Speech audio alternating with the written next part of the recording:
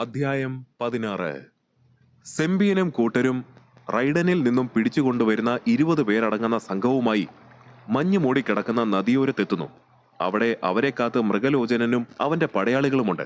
അവർ അവിടെ നദി മുറിച്ച് കടക്കാനുള്ള ക്രമീകരണങ്ങൾ ചെയ്തുകൊണ്ടിരിക്കുകയാണ്. സെമ്പിയനെ കണ്ട മൃഗലോചനൻ അവന്റെ അടുത്തേക്ക് ചെന്നു. സെമ്പിയ, നീ കൃത്യസമയത്ത് തന്നെ എത്തി. എത്ര പേരെ നീ കൂട്ടിക്കൊണ്ടു വന്നിട്ടുണ്ട്? അവൻ ചോദിച്ചു. 20 പേരെ മൃഗ. അത് മതിയാകില്ലേ? സെമ്പിയൻ മറു ചോദ്യം ചോദിച്ചു. മതിയാകും. ഇവിടമാകെ മഞ്ഞുമൂടി കിടക്കുകയാണ്. വേട്ടയാടാൻ കുറച്ച് ബുദ്ധിമുട്ടുണ്ട്. എന്നാലും നമുക്ക് മുന്നോട്ട് തന്നെ പോകാം. എല്ലാവരും തയ്യാറാണോ? സെമ്പിയനോട് പറഞ്ഞിട്ട് അവൻ എല്ലാവരോടുമായി ചോദിച്ചു.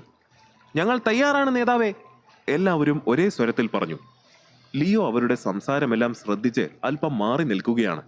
ആ സമയം മൃഗലോചനൻ അവനെ കണ്ടെങ്കിലും അവനെ അവഗണിച്ച് വേട്ടയ്ക്ക് തയ്യാറാകാനായി പോയി. എന്താ ഇവിടെ നടക്കുന്നത്? എല്ലാവരുടെയും ഗൗരവത്തോടുള്ള മുഖം കണ്ടാൽ ഏതോ വലിയ മൃഗത്തെ വേട്ടയാടാനായി പോകുന്നത് പോലെ ഉണ്ടല്ലോ, ലിയോ ചിന്തിച്ചു. പെട്ടെന്ന് അടുത്ത് നിന്നയാൾ ഉന്മാദം ബാധിച്ചവനെ പോലെ പെറുപുറുത്തു. നമ്മളെല്ലാവരും മരിക്കാൻ പോകുന്നു, എല്ലാവരും മരിക്കാൻ പോകുന്നു. ലിയോ അവനെ ആശയക്കുഴപ്പത്തോടെ നോക്കി. സെമ്പിയൻ എല്ലാവരും ഒന്നിച്ചുകൂടി നിൽക്കുന്നിടത്തേക്ക് വന്നു. എല്ലാവരും നന്നായി കേൾക്ക്. നമ്മൾ ഈ നദി മുറിച്ചു കടക്കാൻ പോകുന്നു. നദി കടന്ന് നമുക്ക് അക്കരെയുള്ള ഗുഹയിലെത്തണം, സെമ്പിയൻ പറഞ്ഞു. സെമ്പിയ, എനിക്ക് നീന്താൻ അറിയില്ല. ഞാൻ എങ്ങനെ ഈ നദി കടന്ന് അക്കരെ വരും? ഒരാൾ ചോദിച്ചു. വിഡ്ഢി, നിന്നോടാരാണ് നീന്താൻ പറഞ്ഞത്? നമുക്ക് പോകാനായി കപ്പലുണ്ട്, അങ്ങോട്ട് നോക്ക്. സെമ്പിയൻ അതും പറഞ്ഞുകൊണ്ട് കപ്പൽ കിടക്കുന്ന ഭാഗത്തേക്ക് വിരൽ ചൂണ്ടി. മഞ്ഞുമേഘങ്ങൾ കാറ്റിൽ ഒഴുകി മാറിയപ്പോൾ നദിയിൽ കുറച്ച് മാറി ഒരു കപ്പൽ കിടക്കുന്നത് എല്ലാവരും കണ്ടു. മൃഗലോചനന്റെ സൈന്യം കുറച്ച് ദിവസം മുൻപേ അവിടേക്ക് വന്ന് കപ്പലുണ്ടാക്കാൻ തുടങ്ങിയിരുന്നു. ഇപ്പോൾ കപ്പൽ യാത്രയ്ക്ക് തയ്യാറാണ്. സെമ്പിയാനോടൊപ്പം വന്ന അടിമകളും ലിയോയും അത്ഭുതത്തോടെ ആ കപ്പലിലേക്ക് നോക്കി. 50 പേർക്ക് യാത്ര ചെയ്യാവുന്ന രീതിയിലാണ് ആ കപ്പൽ തയ്യാറാക്കിയിരിക്കുന്നത്. മൃഗലോചനനും കൂട്ടാളികളും കപ്പലിലേക്ക് കയറി. മഞ്ഞു മൂടിയ നദിയിലൂടെ അവരുടെ യാത്ര തുടങ്ങി. നദിയിൽ ഒഴുക്കിന്റെ വേഗത കുറവാണ്. അതുകൊണ്ട് കപ്പൽ ഒരു പ്രകോപനവുമില്ലാതെ ശാന്തമായി മുന്നേറി. പെട്ടെന്ന് നദിയിലെ വെള്ളം ഇളകുന്ന ശബ്ദം കേട്ടതും മൃഗലോചനനും പടയാളികളും ആയുധങ്ങളെടുത്ത് തയ്യാറായി നിന്നു. അവൻ നദിയെ സൂക്ഷ്മമായി നിരീക്ഷിച്ചു. കപ്പലിന്റെ അടിയിലൂടെ ഭീമാകാരനായ ഒരു ജന്തു കറങ്ങി നടക്കുന്നത് അവൻ ശ്രദ്ധിച്ചു. സെമ്പിയ, ആ മൃഗം നദിയുടെ മുകൾ ഭാഗത്തേക്ക് വരികയാണെന്ന് തോന്നുന്നു. നീ അതിന്റെ ശ്രദ്ധ തിരിക്കാനുള്ള കാര്യങ്ങൾ ചെയ്, വേഗമാകട്ടെ. കപ്പൽ നദിയുടെ മധ്യഭാഗത്തെത്തിയപ്പോൾ മൃഗലോചനൻ സെമ്പിയനോട് ആജ്ഞാപിച്ചു. ശരി മൃഗ. അതിന് മറുപടി നൽകിക്കൊണ്ട് സെമ്പിയൻ പടയാളികളുടെ നേർക്ക് തിരിഞ്ഞു. ഏയ്, അടിമകളെ പിടിച്ച് വേഗം തൂണുകളിൽ കെട്ട്, സെമ്പിയൻ പറഞ്ഞു. പടയാളികൾ അടിമകളിൽ ചിലരെ പിടികൂടി കപ്പലിന്റെ ഇരുവശത്തും സ്ഥാപിച്ചിരിക്കുന്ന തൂണുകളിൽ കെട്ടിയിട്ടു. ഇടതുവശത്ത് 5, വലതുവശത്ത് 5 എന്നിങ്ങനെയാണ് കെട്ടിയത്. പടയാളികളിൽ ഒരുവൻ ലിയോയെ ഒരു തൂണിൽ പിടിച്ചു കെട്ടി. അവൻ എന്താണ് സംഭവിക്കുന്നതെന്ന് മനസ്സിലായില്ല. ഞാൻ എന്ത് ചെയ്തിട്ടാ നിങ്ങൾ എന്നെ പിടിച്ചു കെട്ടുന്നത്? അവൻ പരിഭ്രാന്തനായി ചോദിച്ചു. സെമ്പിയൻ ഒരു വരണ്ട പുഞ്ചിരിയോടെ ലിയോയെ നോക്കി. നിന്നെ എന്തിനു വേണ്ടി കൂട്ടിക്കൊണ്ട് വന്നെന്നാണ് നീ കരുതിയിരിക്കുന്നത്? മീൻ പിടിക്കാൻ പോകുന്നവർ ഇരയായി പുഴുവിനെ കൊണ്ട് പോകാറില്ലേ? അതുപോലെയാണ് ഞങ്ങൾ നിന്നെ ഇവിടേക്ക് കൊണ്ടുവന്നിരിക്കുന്നത്, അയാൾ പരിഹാസത്തോടെ അവനോട് പറഞ്ഞു.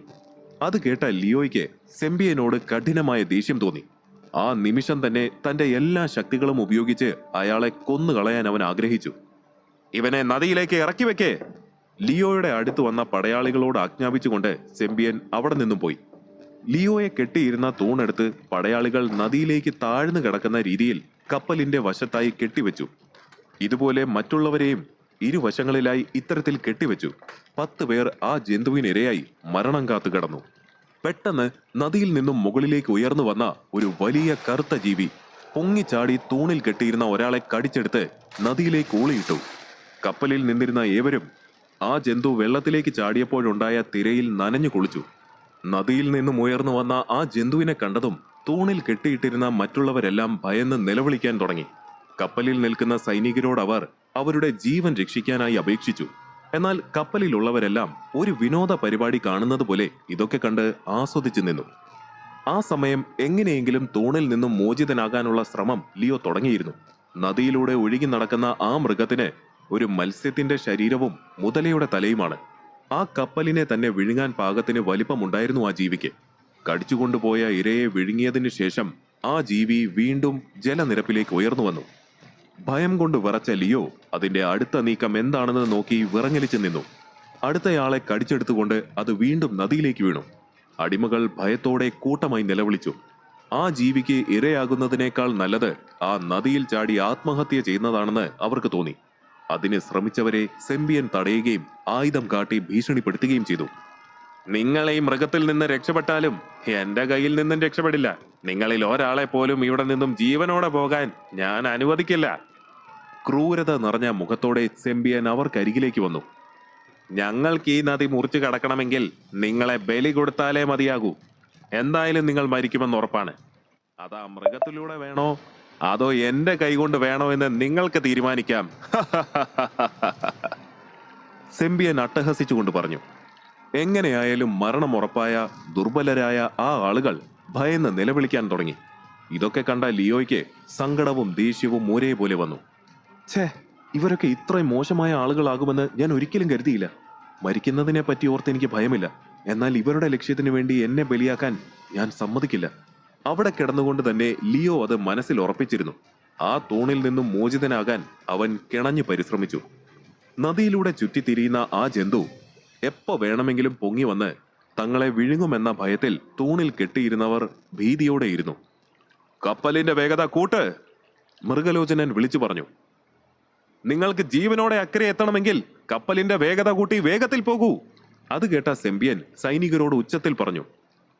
ആ ജീവി വിശുദ്ധ ആത്മശക്തിയുള്ള ഒരു ജീവിയാകുമെന്ന് ലിയോ കണക്കുകൂട്ടി. പക്ഷേ ആ ജീവിയെ കൊല്ലുന്നത് അത്ര എളുപ്പമായിരിക്കില്ലെന്ന് അവനറിയാം. ലിയോ കപ്പലിൽ ശാന്തനായി നിൽക്കുന്ന മൃഗലോചനനെ നോക്കി. അയാൾ നദിയിലെ ജീവിയെ വേട്ടയാടാൻ ശ്രമിച്ചില്ല. അതിനെ ആക്രമിച്ചാൽ ആ ജീവി പ്രത്യാക്രമണം നടത്തി കപ്പലിനെ നശിപ്പിക്കുകയും എല്ലാവരെയും കൊലപ്പെടുത്തുകയും ചെയ്യുമെന്ന് മൃഗലോചനൻ അറിയാം. അതുകൊണ്ടാണ് ആ ജീവിക്ക് ഇരയിട്ട് കൊടുത്ത് അതിന്റെ ശ്രദ്ധ തിരിച്ചതിന് ശേഷം നദി മുറിച്ചു കടക്കാൻ അവൻ പദ്ധതിയിട്ടത്. അപകടകരമായ ഈ നദി കടന്ന് അക്കരെ ചെന്ന് എന്താണ് മൃഗലോചനൻ ചെയ്യാൻ പോകുന്നതെന്നോർത്ത് ലിയോയ്ക്ക് ആകാംക്ഷയേറി. പെട്ടെന്ന് ആ ജീവി നദിയിൽ നിന്നും പൊങ്ങിച്ചാടി ലിയോയുടെ അടുത്തുണ്ടായിരുന്ന ആളെ വിഴുങ്ങിക്കൊണ്ട് നദിയിലേക്ക് വീണു. ലിയോ ഭയന്ന് ഉറച്ചു. അടുത്ത ഇര അവനാണ്. ഏയ് കൊമാളി, നീയാണ് അടുത്തത്. നിന്നെ എന്റെ കൈകൊണ്ട് കൊല്ലണമെന്നായിരുന്നു എന്റെ ആഗ്രഹം. പക്ഷെ സാരമില്ല, നിന്റെ മരണം കൊണ്ട് ഞങ്ങൾക്ക് ഗുണമുണ്ടാകുമല്ലോ. ആ കാര്യത്തിൽ എനിക്ക് സന്തോഷമുണ്ട്. സെമ്പിയൻ ആഹ്ലാദത്തോടെ ലിയോയെ നോക്കി വിളിച്ചു പറഞ്ഞു. എന്റെ ശക്തി ഉപയോഗിക്കാതെ വേറെ വഴിയില്ല, ലിയോ മനസ്സിൽ തീരുമാനിച്ചു. നദിയിലൂടെ ഒഴുകി നടക്കുന്ന ആ വലിയ ജീവിയുടെ രൂപം അവൻ കണ്ടു. ഇതുവരെ 4 പേരെയാണ് ആ ജീവി വിഴുങ്ങിയത്. ഓരോ തവണയും ആ ജീവി ആഴങ്ങളിലേക്ക് പോകുകയും കപ്പലിന് പുറത്ത് തൂങ്ങിക്കിടക്കുന്ന മനുഷ്യരുടെ മേൽ പെട്ടെന്ന് കുതിച്ചു പൊങ്ങി വിഴുങ്ങുകയും ചെയ്യുന്നത് ലിയോ ശ്രദ്ധിച്ചു. ആ ജീവിയുടെ അടുത്ത നീക്കം എന്താകുമെന്ന് അവൻ മനസ്സിൽ കണക്കുകൂട്ടി. ലിയോ അവനെ കെട്ടിയിരുന്ന കയറഴിക്കാനായി ശ്രമിച്ചുകൊണ്ടിരുന്നു. ചീനു ലിയോയുടെ തോളിൽ പ്രത്യക്ഷപ്പെട്ടു. ലിയോ, നിന്നോടൊപ്പം യാത്ര ചെയ്യാൻ കഴിഞ്ഞതിൽ എനിക്ക് വളരെയധികം സന്തോഷമുണ്ട്. നമ്മൾ രണ്ടുപേരും ഒരുപാട് നാളുകൾ സുഹൃത്തുക്കളായിരിക്കുമെന്ന് ഞാൻ കരുതി. പക്ഷേ വിധി നിന്റെ മരണം ഈ വിധത്തിലാക്കുമെന്ന് ഞാൻ പ്രതീക്ഷിച്ചില്ല. നിന്നെ രക്ഷിക്കാൻ കഴിയാത്തതിൽ ഇന്നെനിക്ക് വിഷമം തോന്നുന്നു. ചീനു കരഞ്ഞുകൊണ്ട് വിഷമത്തോടെ പറഞ്ഞു. ഏറെ നേരത്തെ പരിശ്രമത്തിനൊടുവിൽ ലിയോയെ കെട്ടിയിരിക്കുന്ന കയർ അഴിക്കാനായി അവന് കഴിഞ്ഞു. അങ്ങനെ ആരുടെയെങ്കിലും ഇരയായി മരിക്കാൻ എനിക്ക് മനസ്സില്ലെങ്കിലോ? സൂര്യനുള്ളതുവരെ ലിയോയ്ക്ക് ഒന്നും തന്നെ സംഭവിക്കില്ല, ലിയോ ആത്മവിശ്വാസത്തോടെ പറഞ്ഞു. എന്താ പറഞ്ഞേ? കരഞ്ഞുകൊണ്ടിരുന്ന ചീനു തല ഉയർത്തി ചോദിച്ചു. ഈ ജീവിക്കെതിരെ ശക്തമായി പോരാടാനാണ് എന്റെ തീരുമാനം. മരിക്കുന്നെങ്കിൽ ഞാൻ പോരാടി മരിക്കും, അവൻ നിശ്ചയദാർഢ്യത്തോടെ പറഞ്ഞുകൊണ്ട് കയറിൽ നിന്നും മോചിതനായിട്ട് കൈകൾ കൊണ്ട് തൂണിൽ ചുറ്റിപ്പിടിച്ചിരുന്നു. ആ ജീവി അവനെ വിഴുങ്ങാനായി കുതിച്ചു പൊങ്ങി അതിന്റെ വലിയ വായ തുറന്ന് ലിയോയുടെ നേർക്ക് പാഞ്ഞു വന്നു. ലിയോ തൂണിൽ പിടിച്ച് ഉയർന്നു പൊങ്ങി ചുറ്റിത്തിരിഞ്ഞ് ആ ജീവിയുടെ തലയിൽ ചവിട്ടി കുതിച്ചു പൊങ്ങി അതിന്റെ വായിൽ വീഴാതെ നദിയിലേക്ക് എടുത്തു ചാടി. സ്വർണ്ണ കവചം വരട്ടെ, നദിയിലേക്ക് വീണതും അവൻ പറഞ്ഞു. അവന്റെ ദേഹം സ്വർണ്ണ കവചത്താൽ മൂടി. ലിയോയുടെ ശക്തി വർദ്ധിച്ചു. ഒരു സ്വർണ്ണ മത്സ്യം പോലെ അവൻ നദിയിലൂടെ വേഗത്തിൽ നീന്തി. ലിയോയെ ആ ജീവി വിഴുങ്ങിയിട്ടുണ്ടാകുമെന്ന് കപ്പലിലുള്ളവർ കരുതി. എന്നാൽ ലിയോയെ കിട്ടാതെ നിരാശനായെങ്കിലും ആ ജീവി അവനെ തിരഞ്ഞു പോയില്ല. പകരം ബാക്കിയുള്ള അടിമകളെ ഒന്നൊന്നായി വിഴുങ്ങാൻ തുടങ്ങി. നദിയുടെ ആഴങ്ങളിൽ ഇരുട്ട് മൂടിക്കിടന്നിരുന്നു. ഒരു ഊഹം വെച്ച് ലിയോ വേഗത്തിൽ നീന്തി. ആ ഭീകര ജീവിയുടെ ഭക്ഷണമാകേണ്ടി വരുമോ എന്നോർക്കുമ്പോൾ തന്നെ ഭയത്താൽ അവൻ വിറച്ചു. ഏറെ ദൂരം നീന്തി കഴിഞ്ഞപ്പോൾ നദിയെ മൂടിയിരുന്ന മഞ്ഞിന് അല്പം ശമനമുണ്ടായി. അവൻ ദൂരെയായി ഒരു ഗുഹ കണ്ടു. മൃഗലോചനന്റെ സൈന്യം ആ ഗുഹയിലേക്ക് വരുമെന്ന് കണക്കുകൂട്ടി അവൻ ഗുഹ ലക്ഷ്യമാക്കി ആ ദിശയിലേക്ക് നീന്തി കയറി. ദുർബലരായ കുറച്ച് മനുഷ്യരുടെ ജീവൻ ബലി നൽകിക്കൊണ്ട് മൃഗലോചനനും പടയും നദി മുറിച്ചു കടന്ന് ഇക്കരയെത്തി. അവരുടെ കപ്പൽ നദി കടന്നപ്പോൾ അതിലെ ഭീകര ജലജീവി നദിയുടെ ആഴങ്ങളിൽ പോയി മറഞ്ഞു. പട്ടാളക്കാരോടൊപ്പം മൃഗലോചനനും സെമ്പിയനും കരയിലേക്ക് കയറി. കൊള്ളാം മൃഗ, നിന്റെ തന്ത്രം കാരണമാണ് ആ ഭീകര ജീവിയെ പറ്റിച്ചുകൊണ്ട് നമുക്ക് നദി മുറിച്ചു കടക്കാൻ കഴിഞ്ഞത്. ഈ അടിമകളെ കൂട്ടിക്കൊണ്ടുവന്ന ആ ജീവിക്ക് ഇരയാക്കിയതിനാൽ നമ്മൾ ആപത്തൊന്നും കൂടാതെ ഇക്കരെ എത്തി. സെമ്പിയൻ മൃഗലോചനനെ നോക്കി പുഞ്ചിരിച്ചുകൊണ്ട് പറഞ്ഞു. കൂടുതൽ സന്തോഷിക്കേണ്ട സെമ്പിയ, നമ്മൾ ഉടൻ തന്നെ അതിനേക്കാൾ വലിയ അപകടത്തെ നേരിടാൻ പോകുകയാണ്. നമുക്ക് നേരിടാനുള്ള ഭീകരൻ ആ ഗുഹയ്ക്കുള്ളിലുണ്ട്, നമ്മളെയും കാത്തിരിക്കുന്നുണ്ട്. ഇപ്പൊ നമുക്ക് അങ്ങോട്ടേക്ക് പോകാം. മൃഗലോചനൻ പറഞ്ഞു. നമുക്കിപ്പൊ തന്നെ ആ ഗുഹയിലേക്ക് പോകാം മൃഗ. സെമ്പിയൻ മൃഗലോചനനോട് പറഞ്ഞിട്ട് സൈന്യത്തിന് നേർക്ക് തിരിഞ്ഞു. ഏയ്, സംസാരിച്ച് സമയം കളയാതെ എല്ലാവരും ആ ഗുഹയ്ക്കുള്ളിലേക്ക് പോകാൻ തയ്യാറായി വേഗം വാ. സെമ്പിയൻ അവിടെ അങ്ങിങ്ങായി കൂടി നിന്ന് സംസാരത്തിൽ ഏർപ്പെട്ടിരുന്ന പടയാളികളെ നോക്കി ഉറക്കെ വിളിച്ചു പറഞ്ഞു. എന്നാൽ അവരെല്ലാം നദിയിൽ കണ്ട ഭീകര ജീവിയുടെ ഭയത്തിൽ നിന്നും ഇതുവരെ പുറത്തു വന്നിരുന്നില്ല. അതിനു മുൻപ് തന്നെ അടുത്ത ഭീകര ജീവിയെ ആക്രമിക്കാൻ ആ ഗുഹയിലേക്ക് പോകണമെന്ന ചിന്തയിൽ അവർ നടുങ്ങി. ആ സമയം ലിയോ നദിയിൽ നിന്നും കരയിലേക്ക് കയറി ഒരു ഇരുണ്ട സ്ഥലത്തേക്ക് മറഞ്ഞു നിന്നു. അവൻ അവിടെ നിന്നുകൊണ്ട് മൃഗലോചനന്റെ പടയുടെ അടുത്ത നീക്കം എന്തായിരിക്കുമെന്ന് വീക്ഷിച്ചു. സെമ്പിയൻ ഭയന്ന് നിൽക്കുന്ന പടയാളികളുടെ അടുത്തേക്ക് വന്നു. ഗുഹയിലേക്ക് പോകാൻ ആർക്കെങ്കിലും ഭയമുണ്ടെങ്കിൽ ഇപ്പോൾ പറയണം. അങ്ങനെയുള്ളവരെ ഇവിടെ വെച്ച് തന്നെ കൊന്നു കളഞ്ഞേക്കാം. എന്നെ സംബന്ധിച്ചിടത്തോളം വേട്ടയാടാൻ കഴിവില്ലാത്തവരെല്ലാം ശവത്തിന് തുല്യരാണ്. അങ്ങനെയുള്ളവരെ ഈ സൈന്യത്തിൽ ചുമന്നുകൊണ്ട് നടക്കാൻ എനിക്ക് താല്പര്യമില്ല. ആർക്കൊക്കെയാണ് മുന്നോട്ട് പോകാൻ ഭയം? പറയേ. സെമ്പിയൻ പറഞ്ഞതിന് മറുപടി ഒന്നും നൽകാതെ സൈന്യം നിശബ്ദമായി നിന്നു. ശരി, ആർക്കും ഭയമില്ലെങ്കിൽ നമുക്ക് ഗുഹയിലേക്ക് പോകാം. മൃഗലോചനനോടൊപ്പം സെമ്പിയനും അവർക്ക് പിന്നാലെ സൈന്യവും ഗുഹയിലേക്ക് നടന്നു. അവർ ഗുഹയിൽ പ്രവേശിച്ചതിന് ശേഷം സ്വർണ്ണ കവചം ധരിച്ചുകൊണ്ട് ലിയോയും അവരെ അനുഗമിച്ചു. ഗുഹയിൽ ഇരുട്ടായിരുന്നു. അവ്യക്തമായ കാഴ്ച മാത്രമായിരുന്നു ഉണ്ടായിരുന്നത്. പടയാളികൾ കരുതലോടെ ആയുധങ്ങളുമായി മുന്നേറി. ഗുഹയുടെ ഒത്ത നടുവിലായി ആഴമുള്ള ഒരു വെള്ളക്കെട്ടുണ്ട്. അവിടെ വലിയൊരു പാറയ്ക്ക് മുകളിലായി ഒരു മൃഗത്തിന്റെ കൂടുണ്ട്. ഏകദേശം 30 അടി വീതിയും നീളവുമുള്ള ആ കൂടിനുള്ളിൽ 2 വലിയ കറുത്ത മുട്ടകൾ ഇരിക്കുന്നുണ്ട്. ഗുഹയുടെ മുകളിൽ ഉണ്ടായിരുന്ന ചെറിയൊരു ദ്വാരത്തിലൂടെ നിലാവെളിച്ചം ആ മുട്ടകളിലേക്ക് മാത്രം പതിക്കുന്നുണ്ട്. ആ വെളിച്ചത്തിൽ മുട്ടകൾ കറുത്ത സ്ഫടികം പോലെ തിളങ്ങി. അത് കണ്ട പടയാളികൾ അത്ഭുതത്തോടെ അതിലേക്ക് നോക്കി നിന്നു. ആ മുട്ടകൾ കണ്ട മൃഗലോചനന്റെ മുഖം വിടർന്നു. അതിമനോഹരം! പവിത്ര മൃഗത്തിന്റെ 2 മുട്ടകളുണ്ട്. നമ്മൾ വളരെ ഭാഗ്യവാന്മാരാണ്. മൃഗലോചനൻ അതും പറഞ്ഞുകൊണ്ട് സെമ്പിയനെ കണ്ണു കാണിച്ചു. അത് കണ്ട സെമ്പിയൻ പട്ടാളക്കാരിൽ ഒരാളെ തെരഞ്ഞെടുത്ത് മുന്നിലേക്ക് തള്ളിവിട്ടു. ഏയ്, നീ വേഗം പോയി ആ മുട്ട എടുത്തിട്ട് വാ, അയാൾ ആജ്ഞാപിച്ചു. എതിർത്താൽ കൊന്നുകളയുമെന്നറിയാമായിരുന്നതിനാൽ അവൻ ഭയത്തോടെ കുളത്തിനരികിലൂടെ നടന്ന് പാറയിൽ വലിഞ്ഞു കയറി മുട്ടയിരിക്കുന്ന കൂട്ടിലെത്തി. അവൻ മുട്ടയെടുക്കാൻ ഭയന്ന് അവിടെ നിന്നു. ആലോചിച്ച് നിൽക്കാതെ പെട്ടെന്ന് എടുത്തിട്ട് വാടാ, സെമ്പിയൻ അവിടെ നിന്ന് വിളിച്ചു പറഞ്ഞു. അത് കേട്ടതും അവൻ വേഗം മുട്ടകൾ 2 കയ്യിലെടുത്തു. പെട്ടെന്ന് ഭൂമി കുലുങ്ങുന്നത് പോലെ അവർക്ക് തോന്നി. ആ കുളത്തിന്റെ മുകൾ ഭാഗത്ത് നീർക്കുമിളകൾ പ്രത്യക്ഷപ്പെടാൻ തുടങ്ങി. ഭയത്തോടെ പരസ്പരം നോക്കി നിന്ന അവർക്ക് മുന്നിലേക്ക് ആഴമുള്ള ആ കുളത്തിന്റെ അടിത്തട്ടിൽ നിന്നും ഭീമാകാരനായ പല്ലിയെ പോലൊരു ജീവി ഉയർന്നു വന്നു.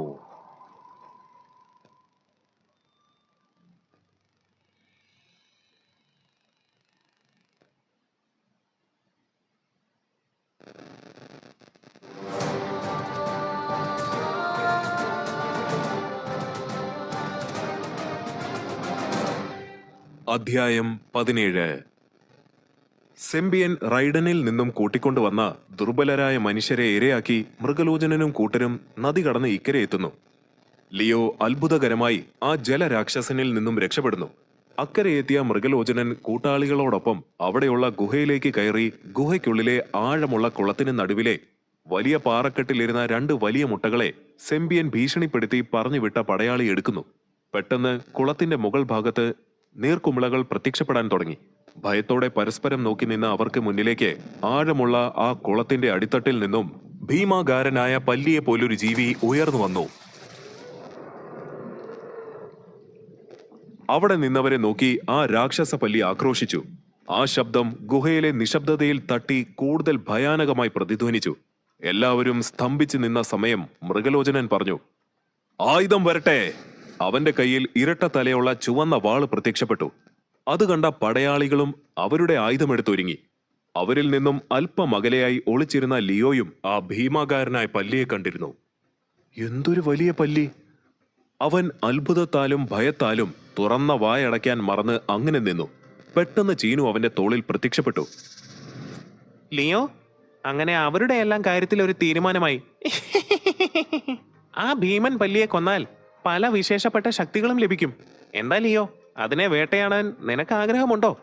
ചീനു കളിയായി അവനോട് ചോദിച്ചു. ഏയ്, ഒരു ഭീകര ജീവിയിൽ നിന്നും ജീവനും രക്ഷിച്ചിങ്ങ് വന്നതേ ഉള്ളൂ. എനിക്കിങ്ങും വയ്യ അതിന്റെ വായിൽ ചെന്ന് ചാടി മരിക്കാൻ. മാത്രമല്ല, ബാത്റൂമിൽ പല്ലിയെ കണ്ടാൽ പോലും ഞാൻ ഇറങ്ങി ഓടും. ചെറുപ്പം മുതലേ എനിക്ക് പല്ലിയെ പേടിയാണ്. അങ്ങനെയുള്ള ഞാനാണോ എന്നേക്കാൾ വലിയ രാക്ഷസ പല്ലിയോട് മല്ലിടാൻ പോകുന്നത്? ലിയോ പറഞ്ഞു. ഓഹോ, അങ്ങനെയാണോ? ചീനു ചോദിച്ചു. ആ, അങ്ങനെ തന്നെ. നീ ഇനി കുറച്ചു നേരം ഒന്ന് വായടച്ചിരിക്കെ. ഞാൻ അവിടെ എന്താ നടക്കുന്നതെന്ന് നോക്കട്ടെ. ലിയോ ചീനുവിനെ ശകാരിച്ചുകൊണ്ട് അവിടേക്ക് ശ്രദ്ധിച്ചു.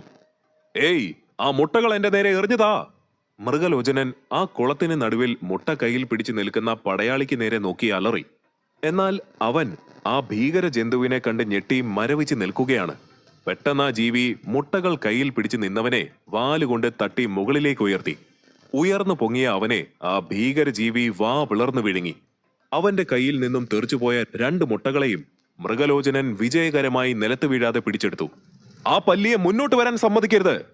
മൃഗലോചനൻ സൈനികരുടെ നേർക്ക് നോക്കി അലറി. അതനുസരിച്ച് അവർ അവരുടെ ആയുധങ്ങൾ ഉപയോഗിച്ച് ആ പല്ലിയെ ആക്രമിച്ചു. ഈ അവസരം മുതലെടുത്ത് മൃഗലോചനൻ പുറത്തേക്കോടി. മുട്ടകൾ തിരിഞ്ഞുകൊണ്ടിരുന്ന പല്ലി മൃഗലോചനൻ മുട്ടകളും കൊണ്ട് ഓടുന്നത് കണ്ടു. അതിന് വല്ലാതെ ദേഷ്യം വന്നു. ആക്രോശിച്ചുകൊണ്ട് ആ ഭീകര ജീവി മുന്നിൽ നിന്ന പടയാളികളെ ആക്രമിച്ചു. അവരെ അടിച്ചു കൊന്നും വാലിൽ തൂക്കി നിലത്തെറിഞ്ഞും അത് മുന്നേറി. ഇതിനിടയിൽ സെമ്പിയൻ സ്വയം രക്ഷിച്ച് ഒതുങ്ങി നിന്നു. അവന്റെ മുന്നിൽപ്പെട്ട പടയാളികളെയെല്ലാം ആ ജന്തു നിന്നിരുന്ന ദിശയിലേക്ക് തള്ളിവിട്ടുകൊണ്ടിരുന്നു. ആ പല്ലി അവരെയെല്ലാം ചവച്ചരയ്ക്കാൻ പോലും ബുദ്ധിമുട്ടാതെ അതുപോലെ തന്നെ വിഴുങ്ങി. സൈനികരുടെ നിലവിളികൾ അവിടെ മുഴങ്ങിക്കേട്ടു. ബാക്കിയുള്ള സൈനികർ അവരുടെ ജീവൻ രക്ഷിക്കാനായി ആക്രമണത്തിൽ നിന്നും പിൻവാങ്ങിയോടി. മൃഗലോചനൻ ഓടി ഗുഹാമുഖത്തെത്താറായി. ഇരുട്ട് മാറി വെളിച്ചം തെളിയുന്നത് കണ്ടപ്പോൾ അവന് ആശ്വാസം തോന്നി. ആ 2 മുട്ടകളും തന്റേതാണെന്ന സന്തോഷത്തിൽ അതും കയ്യിൽ പിടിച്ച് അവൻ വേഗത്തിലോടി. എന്നാൽ പെട്ടെന്നൊരു സ്വർണ്ണ കൈ അവന്റെ മുഖത്ത് വന്ന് പതിച്ചു. അപ്രതീക്ഷിതമായി കിട്ടിയ പ്രഹരത്തിൽ മൃഗലോചനൻ താഴെ വീണുരുണ്ടു. അവന്റെ മൂക്കിൽ നിന്നും രക്തം വരുന്നുണ്ടായിരുന്നു. അവൻ ആരാണ് തന്നെ അടിച്ചതെന്നറിയാനായി നോക്കി. അപ്പോഴാണ് സൂര്യൻ എന്ന സ്വർണ്ണ മനുഷ്യൻ തന്റെ കയ്യിൽ നിന്നും പറന്നുപോയ 2 മുട്ടകൾ പിടിച്ചെടുത്ത് അവന്റെ മുന്നിലേക്ക് വന്നത്. മൃഗലോചനന്റെ കണ്ണുകൾ ഞെട്ടലോടെ വിടർന്നു. സൂര്യൻ! അവന്റെ വായിൽ നിന്നും ആ പേര് അവിശ്വസനീയതയോടെ പുറത്തേക്ക് വന്നു. ലിയോ അപ്പോൾ തന്നെ ആ മുട്ടകളും കൊണ്ട് പുറത്തേക്ക് പാഞ്ഞു. അവന് പിന്നാലെ തന്നെ മൃഗലോചനനുമുണ്ട്. ഭീമാകാരനായ പല്ലി ആ ഗുഹയിൽ നിന്നും പുറത്തേക്ക് വന്ന് ഗർജിച്ചു. സെമ്പിയനും സൈന്യവും 4 പാടും ചിതറിയോടി. മൃഗലോചനൻ മുട്ടയ്ക്കായി തന്റെ തൊട്ടു പുറകെ ഉണ്ടെന്ന് ലിയോയ്ക്ക് മനസ്സിലായി. പെട്ടെന്നൊരു ഉപായം തോന്നിയ അവൻ ഓട്ടത്തിനിടയിൽ തിരിഞ്ഞ് മൃഗലോചനനെ നോക്കി. ഏയ് മൃഗ, നമുക്കൊരു കരാറുണ്ടാക്കാം. ഈ മുട്ടകൾ നമുക്ക് പങ്കിട്ടെടുക്കാം. നീ എന്തു പറയുന്നു? ലിയോ ചോദിച്ചു. എന്നോടിങ്ങനെ ചോദിക്കാൻ തന്നെ നിനക്ക് എങ്ങനെ ധൈര്യമുണ്ടായി? നിനക്ക് ജീവൻ വേണമെങ്കിൽ മര്യാദയ്ക്ക് ആ മുട്ടകൾ 2 എന്നെ ഏൽപ്പിച്ചിട്ട് പോകാൻ നോക്ക്.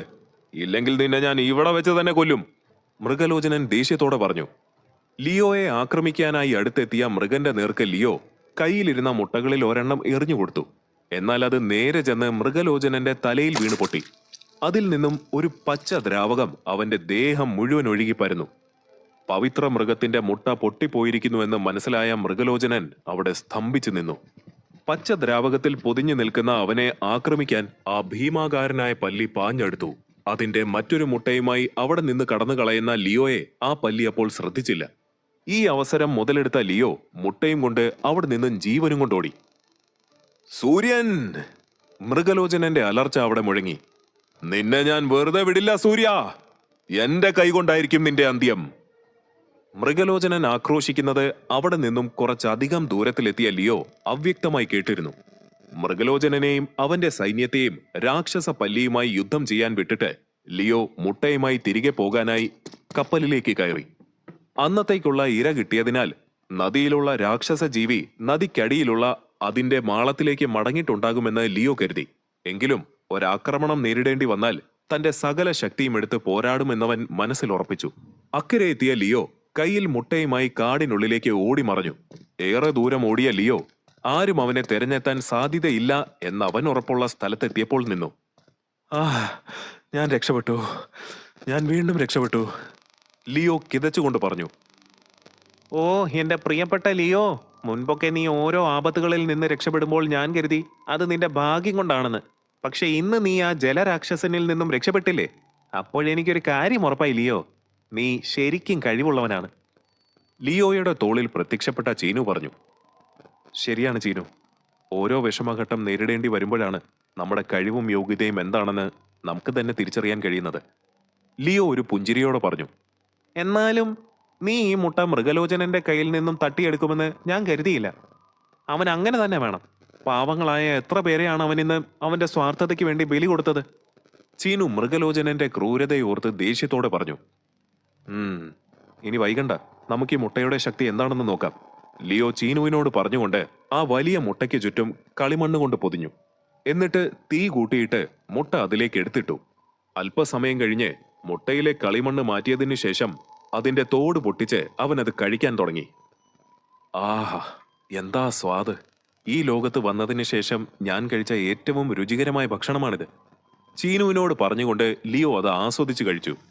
അവന്റെ വിശപ്പ് മാറിയിട്ടും അതിൽ പകുതിയോളം മുട്ട ബാക്കിയുണ്ടായിരുന്നു. ലിയോ, രുചിയുള്ളതൊക്കെ ശരി തന്നെ, പക്ഷെ ഈ മുട്ടയ്ക്ക് പ്രത്യേക ശക്തികളൊന്നും ഉള്ളതായി തോന്നുന്നില്ലല്ലോ. ചീനു പറഞ്ഞത് കേട്ടാൽ ലിയോയ്ക്കും സംശയം തോന്നി. അവൻ കയ്യിലെ ബ്രേസ്ലെറ്റിലെ ബട്ടൺ പ്രസ് ചെയ്തു. മാജിക് സ്ക്രീൻ അവന് മുന്നിൽ തുറന്നു. അതിൽ തുച്ഛമായ പോയിന്റുകൾ മാത്രം വർദ്ധിച്ചതായി കാണിച്ചു. സ്വർണ്ണ കവചവും രൂപമാറ്റ ശക്തിയും പോലെ മറ്റെന്തെങ്കിലും ശക്തി ലഭിക്കുമെന്നാണ് ഞാൻ കരുതിയത്. പക്ഷേ ലൈഫ് സെൽസ് മാത്രമാണ് കൂടിയത്, അതും വളരെ കുറച്ച്, ലിയോ നിരാശയോടെ പറഞ്ഞു. എന്ത്? ഒന്നുമില്ലേ? ഇതിനാണോ നീ ഇത്രയും കഷ്ടപ്പെട്ട് ഈ മുട്ട നേടിയെടുത്തത്? ചീനുവും വിഷമത്തോടെ പറഞ്ഞു. ചീനു, ഇനിയിപ്പോ ഞാൻ എന്ത് ചെയ്യും? ഒരാവശ്യവുമില്ലാതെ ആ മൃഗലോചനനെ ദേഷ്യം പിടിപ്പിച്ചെന്ന് തോന്നുന്നു. അവനിപ്പോ എന്റെ മേലെ വലിയ ദേഷ്യത്തിലായിരിക്കും. നിനക്കെന്ത് തോന്നുന്നു ചീനു? അവനാ ദ്വീപിൽ നിന്നും രക്ഷപ്പെട്ടു വരാൻ കഴിയുമോ? ലിയോ ഭയത്തോടെ ചോദിച്ചു. നീ ഭയപ്പെടണ്ട ലിയോ, അവന് ധാരാളം പ്രത്യേക ശക്തികൾ ഉണ്ടെങ്കിലും ആ ജന്തുവിനോട് മല്ലിട്ട് നിൽക്കാൻ അവന് കഴിയില്ല. അവന്റെ കഥ ആ ദ്വീപിൽ തന്നെ അവസാനിക്കും, ചീനു ലിയോയ്ക്ക് ധൈര്യം കൊടുത്തുകൊണ്ട് പറഞ്ഞു. ലിയോ കുറച്ചുനാൾ അവിടെ തന്നെ കഴിയാൻ തീരുമാനിച്ചു. വലിയ ഇലകൾ ചേർത്ത് വെച്ച് കാട്ടുവള്ളി ഉപയോഗിച്ച് കെട്ടി 2 മരങ്ങൾക്കിടയിലായി അവനൊരു ഊഞ്ഞാലുണ്ടാക്കി. എന്നിട്ട് അതിൽ കയറി കിടന്നു. നിശബ്ദനായി കുറച്ചു നേരം അവൻ ആകാശത്തിലേക്ക് കണ്ണുകൾ അയച്ചു കിടന്നു. അവന്റെ അമ്മയും അനുജത്തിയും അവനോട് കളിച്ചും ചിരിച്ചും സംസാരിക്കുന്നതായി അവൻ മനസ്സിൽ സങ്കല്പിച്ചു. തണുത്ത കാറ്റ് അവന്റെ ഊഞ്ഞാൽ മെല്ലെ ഇളക്കി. പതിയെ അവൻ ഉറക്കത്തിലേക്ക് വീണു. ലിയോ 5 ദിവസത്തിലധികം ആ കാട്ടിൽ താമസിച്ചതിന് ശേഷമാണ് റൈഡൻ നഗരത്തിലേക്ക് മടങ്ങിയത്. എന്നാൽ അവൻ അവിടെ എത്തുന്നതിന് മുൻപ് മൃഗലോചനനും പടയാളികളും ആ ദ്വീപിലെ രാക്ഷസ പല്ലിയിൽ നിന്നും രക്ഷപ്പെട്ട് അവിടെ എത്തിയിരുന്നു. തിരിച്ചെത്തിയ ലിയോ ഇതറിഞ്ഞപ്പോൾ ഞെട്ടിപ്പോയി.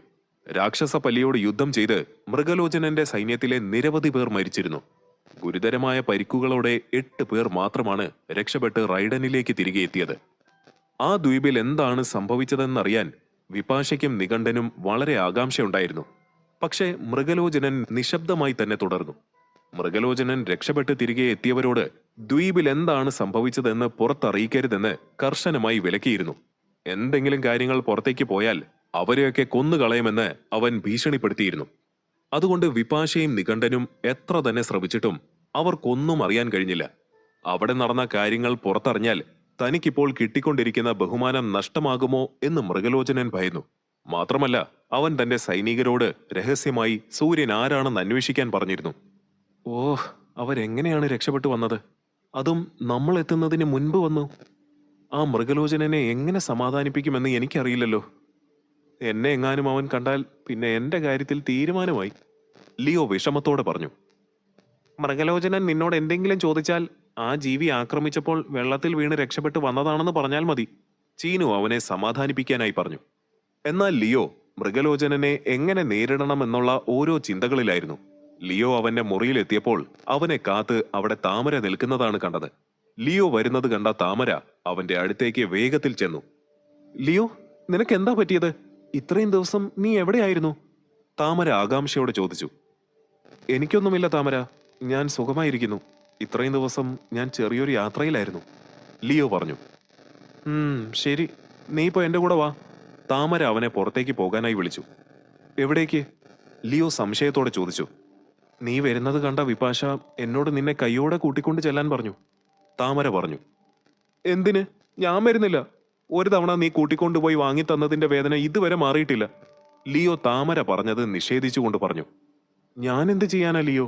നീ ഇപ്പോ വന്നില്ലെങ്കിൽ വിപാശ നിന്നെ റൈഡനിൽ നിന്ന് തന്നെ പുറത്താക്കും. താമര വിഷമത്തോടെ പറഞ്ഞു. ലിയോയ്ക്ക് അവന്റെ വിധി ഓർത്ത് ദുഃഖം തോന്നി. ദേ, ഇതിട്ടിട്ട് എന്റെ കൂടെ വാ. താമര ഒരു നീല നിറത്തിലുള്ള കുപ്പായം അവന് നേരെ നീട്ടിക്കൊണ്ട് പറഞ്ഞു. ആ വേഷം വിപാശയുടെ സൈന്യത്തിലുള്ള പോരാളികൾ ധരിക്കുന്നതായിരുന്നു. ഇന്നിനി എന്തൊക്കെയാണാവോ നടക്കാൻ പോകുന്നത്? മൃഗലോചനനുമായി പ്രശ്നം എങ്ങനെ തീർക്കണമെന്നറിയാതെ ഇരിക്കുകയാണ്. അപ്പോഴാണ് ഇനി വിപാശയുടെ വക വേറെ പ്രശ്നങ്ങൾ. ലിയോ മനസ്സിൽ ചിന്തിച്ചു. അവൻ താമര കൊടുത്ത വേഷം ധരിച്ചുകൊണ്ട് അവളോടൊപ്പം വിപാശയുടെ അടുത്തേക്ക് ചെന്നു. അവിടെ വിപാശയും അവൻ ധരിച്ചിരുന്നത് പോലെയുള്ള വേഷമിട്ട് നിൽക്കുകയാണ്. ഇപ്രാവശ്യം അവളോടൊപ്പം മറ്റാരും ഉണ്ടായിരുന്നില്ല. താമര ലിയോയെ അവിടെ ആക്കിയിട്ട് അവിടെ നിന്നും പോയി.